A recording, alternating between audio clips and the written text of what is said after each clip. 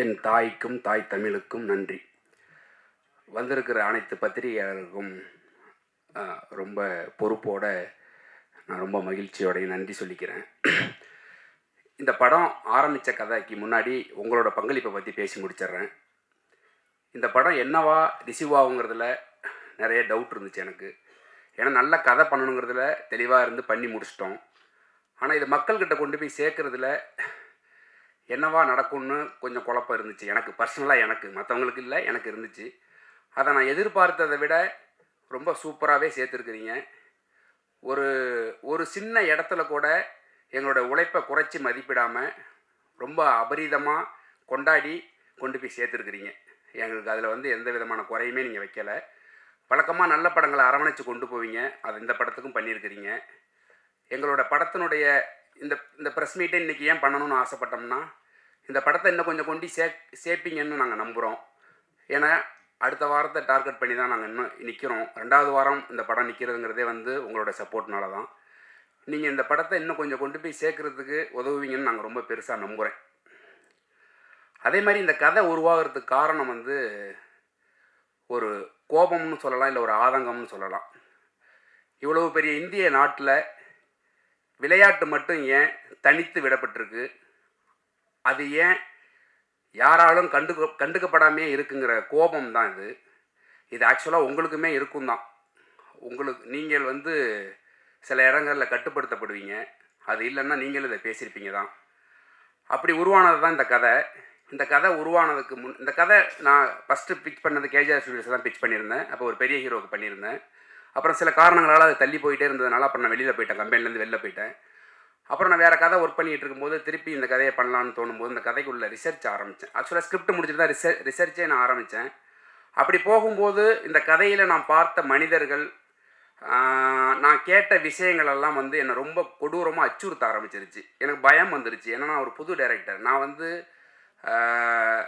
ஒரு படம் பண்ணி லைஃப் செட்டில் ஆகணும், அதன் வழியாக ஒரு ஆர்ட் வழியாக ஒரு டிஸ்கஷனை நடத்தணும், இப்படியான ஒரு நார்மலான ஆசை உள்ள மனுஷன் தான் நான். ஸோ இந்த படத்தை தொட்டோம்னா என்ன ஆகுங்கிற பயம் வந்துருச்சு. அப்போ இந்த படத்தை கைவிடலான்னு யோசிக்கும்போது விட்டுட்டு வேறு ஒரு கதை எழுதிக்கிட்டு இருந்தேன். அப்புறம் திரும்ப யோசிக்கும் போது தான் தெரிஞ்சிச்சு இந்த கதையை நம்ம பண்ணலாம், யாருமே பண்ணக்கூடாதுன்னு. குற்ற உணர்ச்சி ரொம்ப டிஸ்டர்ப் பண்ண ஆரம்பிச்சிருச்சு. அப்புறம் திரும்ப எடுத்து ஆரம்பித்தேன்.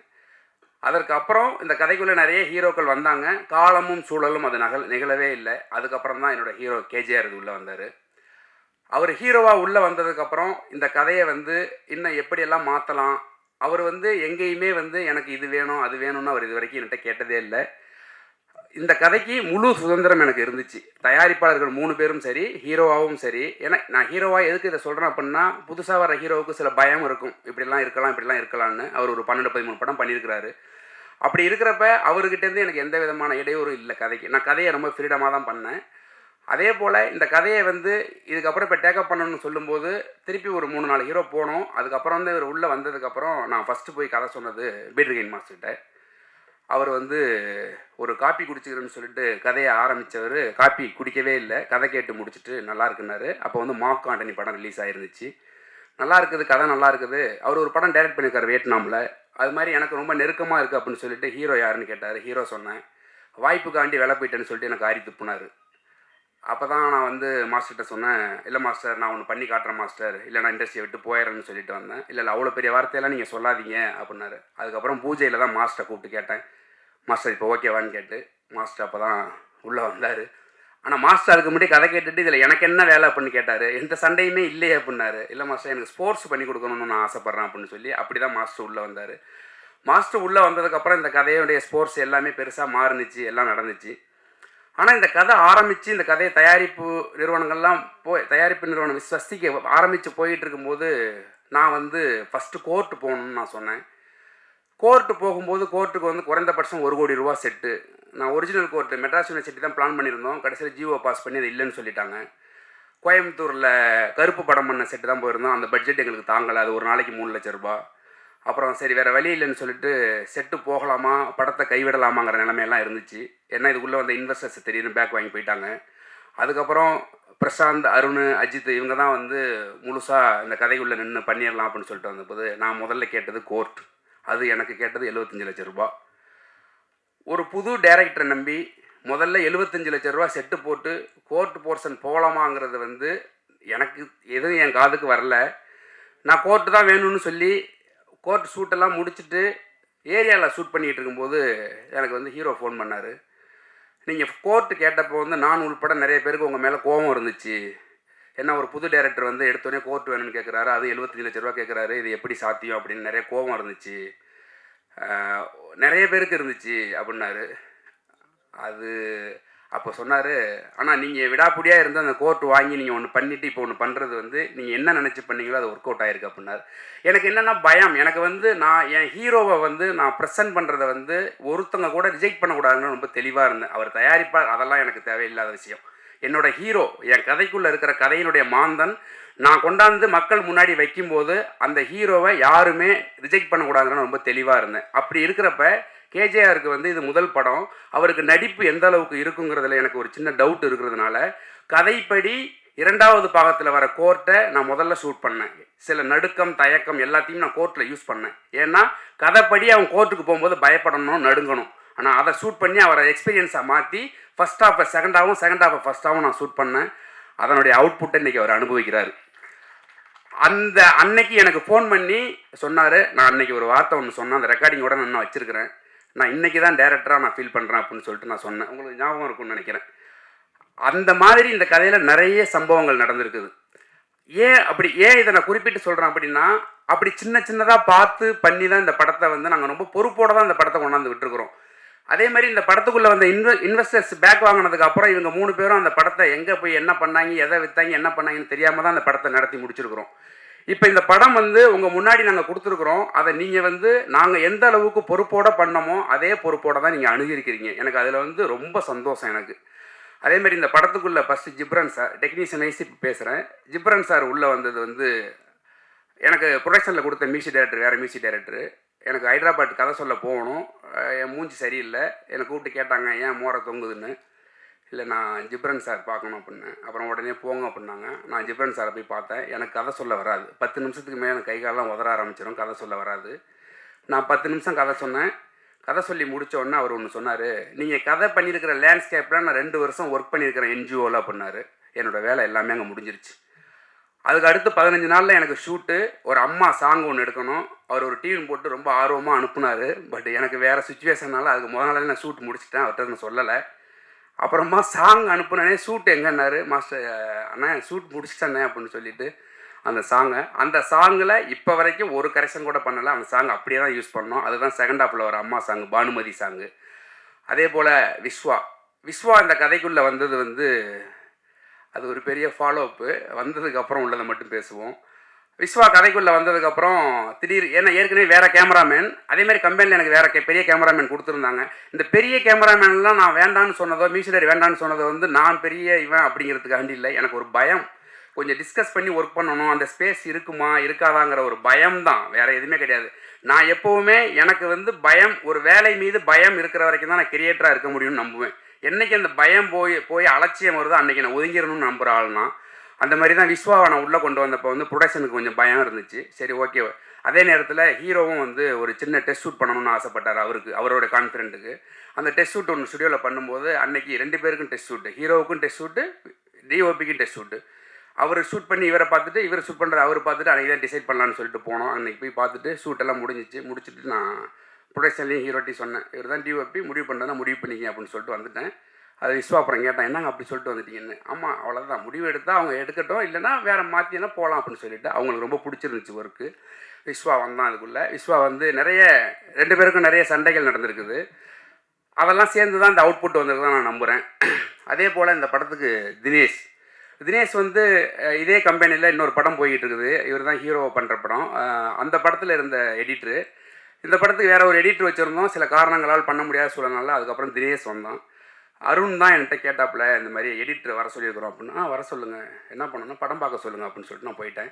அப்புறம் படம் பார்த்துட்டு தினேஷ் வந்து பார்த்துட்டு, முதல்ல உனக்கு கதை பிடிச்சிருந்தா ஒர்க் பண்ணுப்பா, இல்லைனா ஒர்க் பண்ணாதப்பா அப்படின்னு நான் சொன்னேன். அவன் என் மூஞ்ச இறங்க பார்த்தான், என்ன இருந்தாலும் இப்படி பேசுகிறான்னு. அப்போ கதை பார்த்து முடித்ததுக்கப்புறம் தினேஷ் வந்து, இல்லை நான் இந்த படம் நான் பண்ணுறேனே அப்படின்னு சொன்னான். திரும்பவும் சொல்கிறேன், எனக்காகவோ கம்பெனிக்காகவோ பண்ண வேண்டாம், உனக்கு கதை பிடிச்சிருந்து ஒர்க் பண்ணு. ஏன்னா நான் வந்து ஒரு வேலை செஞ்சேன் அப்படின்னா அது யாருக்காகவும் செய்ய மாட்டேன், நான் எனக்காக மட்டும்தான் செய்வேன். என்னோடய ஏடிஸும் அப்படி தான் இருப்பாங்க. எனக்கு திருப்திப்பட்டால் மட்டும்தான் அது வேலைன்னு நான் நம்புவேன். அந்த மாதிரி கேட்டப்போ அவன் பண்ணுறேன்னு சொல்லி வந்தப்போ எனக்கு ஒரு பெரிய சவால் இருந்துச்சு. நான் கிட்டத்தட்ட வந்து ஒரு 4 மணி நேரம் 20 நிமிஷம் ஃபுட்டேஜ் வச்சுருந்தேன் ரஃப் கட் பண்ணி. எனக்கு நான் பெத்த பிள்ளையை அடிக்கவே முடியாதுல்ல, எங்கேயுமே கட் பண்ணவே தோணலை. 4.5 நிமிஷம் பார்த்தா இண்டஸ்ட்ரியை விட்டு அனுப்பிடுவாங்க. அப்போ என்ன பண்ணுறதுங்கும் போது அந்த பழைய எடிட்டர் இந்த உலகத்துக்குள்ளே எனக்கு போக முடியலை சொன்னார். அது ரொம்ப புதுசாக இருந்துச்சு. அப்புறம் தான் தினேஷ் வந்து எப்படி கட் பண்ணலான்னு கேட்டான். நீ தானே எடிட்டர், நீ கட் பண்ணி காட்டுப்பா அப்படின்னேன். ஒரு வெர்ஷன் கட் பண்ணி காமிச்சான். அன்றைக்கி தான் என் பொண்டாட்டிட்டு வந்து நான் சொன்னேன், படம் நல்லா வந்துருண்டி அப்படின்னு. அவ்வளோ ஹோப் கொடுத்தான் தினேஷ். ஃபஸ்ட்டு படம், ஆல்ரெடி ஒரு படம் பண்ணிக்கிட்டு இருக்கிறான் அந்த கம்பெனியில். ஆனால் இது ஃபஸ்ட்டு ரிலீஸ் ஆனதுனால இது ஃபஸ்ட்டு படம். ஆனால் கமிட் ஆனது அந்த படம் தான். தினேஷ் அப்படி தான் இதுக்குள்ளே வந்தது. தினேஷ் வந்து ரொம்ப ஹோப் கொடுத்தான். நிறைய இடங்களில் என் பேச்சை மீறி நடந்துச்சு சில விஷயங்கள். பட் அது எல்லாமே இப்போ நல்லதாக நடந்ததுனால நம்ம அதை பற்றி பேச வேண்டாம். அதே போல் இந்த படத்துக்கு சம்பத் ஆழ்வார் தான் சவுண்ட் டிசைன். நான் வந்து கம்பெனியில் வந்து நான் ரொம்ப அடம் பிடிச்சி வாங்கினேன். ஏன்னா அந்த படத்தை கொஞ்சம் சவுண்டிங்காக நல்லா ஒர்க் பண்ணலான்னு எனக்கு ஒரு பெரிய கனவு இருந்துச்சு. அத்லட் படம் பண்ணுறோம், நிறைய படங்கள் வந்திருக்குது. சவுண்டுக்கு பெரிய ஃபோக்கஸ் பண்ண மாட்டாங்க, சவுண்டை விட்டுருவாங்க. சவுண்டோட வேல்யூ இங்கே ரொம்ப கம்மிங்கிறதுனால நான் காலா படம் பண்ணும்போது சவுண்டோட வேல்யூ தெரிஞ்சுக்கிட்டேன். அதனால் வந்து சவுண்டாக நல்லா ஒர்க் பண்ணுறதுக்காண்டி நான் வந்து சம்பத் ஆழ்வார் சார் கேட்டு வாங்கினேன். அவர் அங்கே பாலிவுட்டில் ஒர்க் பண்ணுறவர். அவரை கேட்டு வாங்கி அந்த படத்துக்கு நியாயம் சேர்க்குற அளவுக்கு அவர் எனக்கு பண்ணி கொடுத்தாரு. அவருக்கு திருப்தி இல்லை. கொஞ்சம் நாங்கள் டக்குன்னு ரிலீஸ் டேட்டு ஃபிக்ஸ் பண்ணதுனால அது ரொம்ப சரியாக அவருக்கு டைம் கொடுக்க முடியலை. அதே போல் தான் ஜிப்ரன் சாரும் படம் ஃபைனல் ஒர்க்கு போயிட்டு இருக்கும்போது திடீர்னு வைரல் ஃபீவரு எனக்கு பக்குன்னு அடிக்குது, என்ன பண்ணுறதுன்னு தெரில. அப்புறம் ஒரு வழியாக முடிச்சு கொடுத்தாரு. அதே போல் இந்த படத்துக்கு ஒர்க் பண்ண முக்கியமாக ஆர்ட் டைரக்டர் என்னோடய ஃப்ரெண்டு தான் அவன், ராமு தங்கராஜ். அவன் வந்து இந்த படத்துக்கு கோட் போடும்போது அவன் எடுத்தோடனே சொன்னது, நீ வேலையை முடிச்சிரு, பேர் வேணா நான் போட்டு என் பேரை போட்டுக்க பண்ணான். அப்படி தான் ஆரம்பிச்சது முதல் டிஸ்கஷன். ஏன்னா ஒர்க்குக்குள்ளே நிறைய நொரநாட்டியம் சொல்லிக்கிட்டே இருப்பேன். அப்படி ஆரம்பித்து எல்லாம் முடித்து செட்டை பார்க்கும்போது செட்டில் நான் சொல்லிட்டேன், அப்போதைக்கு வரைக்கும் ஜெய்பீமோட செட்டு தான் ரொம்ப டாப்பில் இருக்கும், அதை நம்ம உடைக்கணுண்டா அப்படின்னு சொன்னால் அதை உடச்சிருக்கிறோன்னு நினைக்கிறேன். ஏன்னா ஹீரோட ஃப்ரெண்ட்ஸு சீஃப் அட்வொகேட்ஸ் 2-3 பேர் வந்தாங்க, ஹைகோர்ட் அட்வொகேட்ஸ் பார்க்குறதுக்கு. அவங்க ரொம்ப பிரமாதமாக இருக்குதுன்னு சொன்னாங்க. அதுதான் ஃபஸ்ட்டு எனக்கு ரொம்ப சந்தோஷமாக இருந்துச்சு. ஒரு புது டைரக்டருக்கு, ஒரு புது ப்ரொடியூசரு, ஒரு புது ஹீரோ, ஒரு புது எடிட்ரு, ஒரு புது டிஓபி. ஜிப்ரன் சாரும் பீட்டர் மாஸ்டரும் இல்லாமல் மீதி எல்லாமே புதுசு. அவங்கள நம்பி முதல்ல இவ்வளோ பெரிய கோர்ட் செட்டு, ஆர்ட் டைரக்டர் நல்ல படங்கள் ஒரு 10 படங்கள் பண்ணியிருக்கிறோம். நாங்கள் எல்லாம் புதுசு. அப்படி இருக்கிறப்ப இவ்வளோ பெரிய செட்டு போட்டு அந்த உலகத்தை கிரியேட் பண்ணுறதுக்கு நாங்கள் ரொம்ப கஷ்டப்பட்டோம்.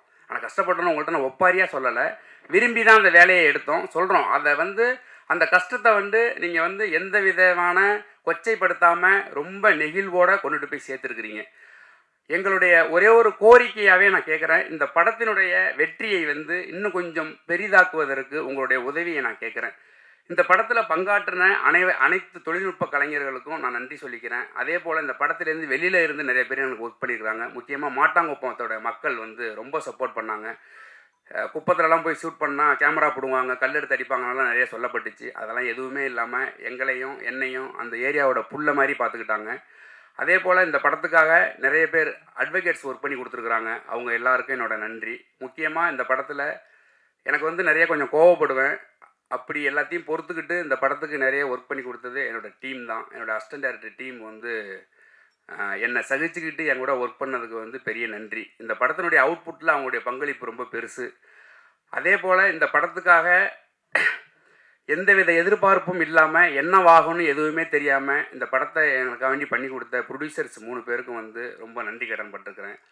அங்கீகாரம் என்னவா ஓடுது அப்படின்னு நீங்கள் கேட்டிங்க அப்படின்னா, அங்கீகாரத்தோட ஓட்டம் என்னைக்கு நிற்கும் அப்படின்னு நீங்கள் கேட்டிங்கன்னா, இந்தியா என்னைக்கு ஒலிம்பிக்கில் தங்கங்களை குவிக்குதோ அன்னைக்கு தான் அங்கீகாரத்தோட ஓட்டம் நிற்கும் அப்படின்னு நான் ரொம்ப நம்புகிறேன். இந்தியாவினுடைய விளையாட்டினுடைய போக்கை மாற்றும் திசை வழியாக தான் நான் அங்கீகாரம் படத்தை எடுத்து வச்சுருக்கிறேன். இந்த படத்தினுடைய வெற்றியும் ரொம்ப முக்கியம்தான். அதே சமயத்தில் இந்த படம் வணிக ரீதியாக எங்களுக்கு நிறைய செய்ய வேண்டி இருக்குது. ஏன்னா இந்த ப்ரொடியூசர்ஸ் அதுக்கப்புறம் என்ன மாதிரி படங்கள் பண்ணணுங்கிறத இந்த வெற்றி தான் எங்களுக்கு முடிவு பண்ணி தரும். இந்தியாவினுடைய ஒட்டுமொத்த விளையாட்டு வீரருடைய மனசாட்சியாக தான் அங்கீகாரத்தை நம்ம முன்னாடி சமர்ப்பிச்சிருக்கிறேன். இந்த படத்தினுடைய ஒவ்வொருத்தரோட உழைப்புக்கு பின்னாடி வந்து எதிர்பார்ப்பும் வெறும் ஊதியம் மட்டும் இல்லை, கொஞ்சம் பொறுப்பும் நிறைய இருந்துச்சுன்னு நான் நம்புகிறேன். அந்த பொறுப்பு தான் அந்த படத்தை இவ்வளோ சரியாக கொண்டாந்து அவங்க முன்னாடி நிப்பாட்டிக்க தான் நான் நம்புகிறேன். ஏன் அப்படின்னா, இந்தியாவில் விளையாட்டுத்துறை ஏன் கவனிக்கப்படலைங்கிறதுக்கு எந்த விதமான காரணமும் யாருக்குமே தெரியாது. ஏன் அப்படின்னா, இதை ஒரு துறையாகவே யாரும் மதிக்கிறது கிடையாது.